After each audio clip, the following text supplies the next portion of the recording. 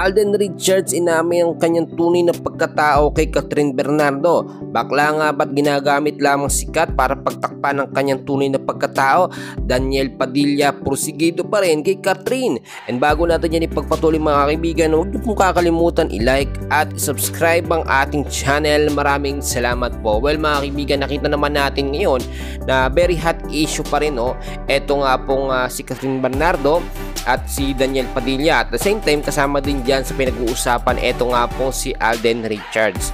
Recently po kasi nakita natin na sinasabi ng ilan na eto nga pong si Alden at si Kathryn Bernardo ay may namumuong pagtitinginan or pagsasamahan bukod sa sila po ay magka-love team.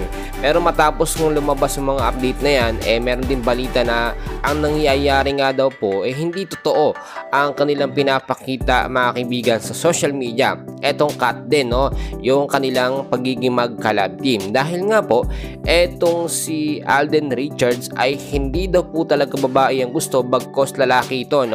Doon pa man na-issue na ito na si Alden Richards nga po ay baklat at hindi daw po tunay na lalaki mga kaibigan.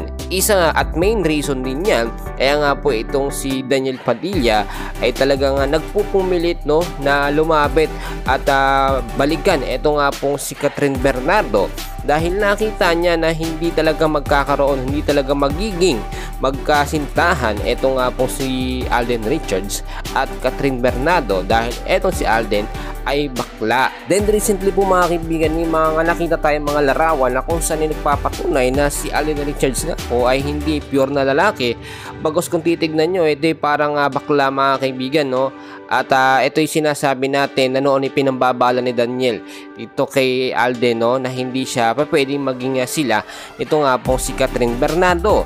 Para lang daw yan sa palabas o sa movie yung kanilang magiging magka-love team. So ito yung isang nakita natin na hanggang ngayon kaya hindi humihinto sa panunuyo ito nga po si Daniel Padilla kay Kathryn Bernardo dahil alam niya na wala namang patutunguhan yung magiging magka-love team nga po si Alden at si Kathryn. At kahit nagbibigay ng bulaklak si Alden, yun ay para lamang sa friendship or para pagtakpan lamang yung kanyang tunay na pagkatao.